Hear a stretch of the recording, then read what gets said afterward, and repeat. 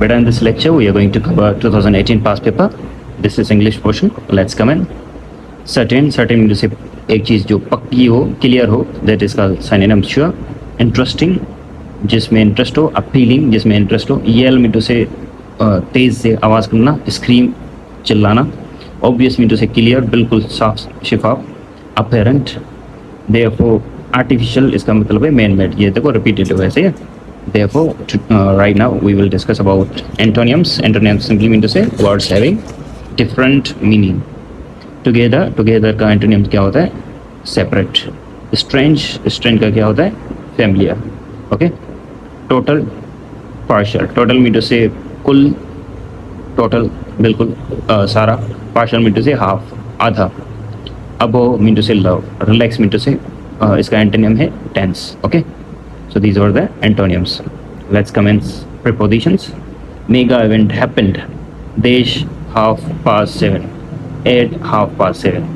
Therefore, ये clock के लिए हम as use करते हैं. Can I come and sit? Desh you. अब यहाँ पर with होता तो with होता, ठीक है. यहाँ है beside you. Beside मतलब कैसे? एक चीज़ यहाँ पर बैठे हुए हो, बिल्कुल आपकी यहाँ इस साइड, यहाँ पर यहाँ पर यहाँ ही बैठे हो तो यहाँ इस साइड, ये beside है, ठीक है. नेक्स्ट टू मीटर से आगे. लेकिन हम ज़्यादातर बस में कहाँ बैठते हैं? सीट के बिल्कुल सामने ही आपस में, इसे कहते हैं बिसाइड, करीब, जो आपके लेफ्ट या राइट की तरफ हो. Don't be late. देश ऑफिस फॉर ऑफिस, क्योंकि किसी चीज़ के लिए क्या है, लेट ना होना. आथर मूव्ड हेयर देश अक्टूबर. अब ये ईयर है, ईयर के लिए क्या यूज़ करते हैं? इन. बेटा अगर यहाँ पर present perfect continuous, past perfect continuous होता तो इन ना होता, यहाँ पर होता फिर सिंस. वो पढ़ेंगे प्रीपोजिशन में. Okay. Author drew the picture देश a coloured pencil with coloured pencil. Correct spelling बेटा.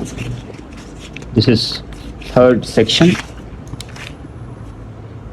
ये है सीजर्स, कैंची, साइंटिफिक, इमेजिनरी, फार्मेसी, जो कि बहुत से स्टूडेंट्स को डिपार्टमेंट चाहिए.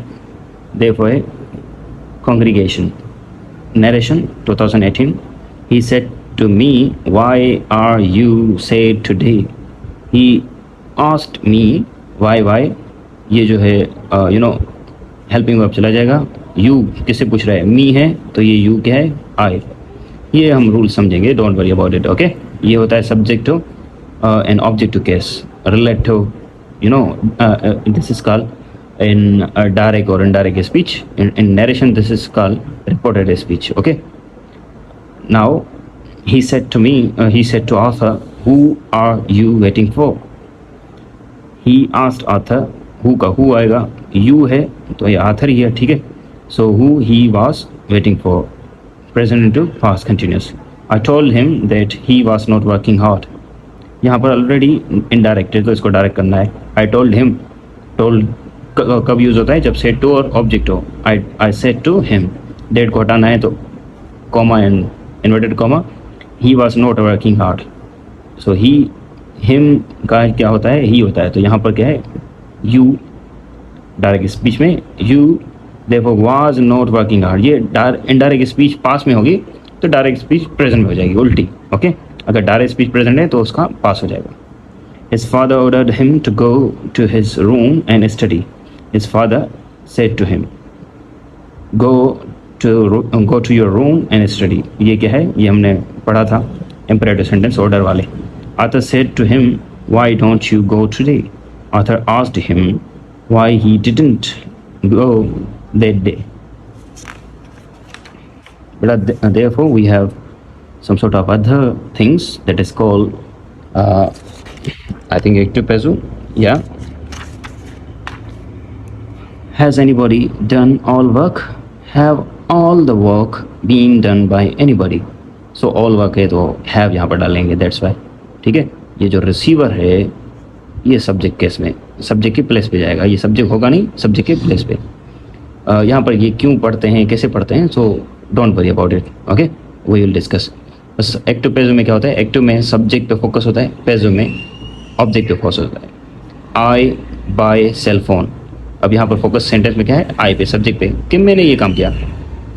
Cell phone was bought by me. यहाँ cell phone is bought by me. यहाँ cell phone has bought by me. So seems like that. यहाँ पर फोकस क्या होता है? सेल फोन पे होता है. इट मीन्स हेल्पफुल इंपॉर्टेंट है. वो चीज़ नहीं। जैसे कि हम कहते हैं कि कार चोरी हो गई, अब यहाँ पर कार चोरी हो गई, कार हैज़ बीन स्टोलन, यहाँ कार वाज स्टोलन। अब यहाँ पर क्या है, कार इंपॉर्टेंट है, किसने चुराई ये इंपॉर्टेंट नहीं। So that's why active page होते हैं। नरेशन में बाकी और डिस्कस करेंगे और डिटेल में डिस्कस करेंगे, don't worry about it. Let's go for next. Don't mistrust the sincere, let the sincere not be मिसट्रस्टेड।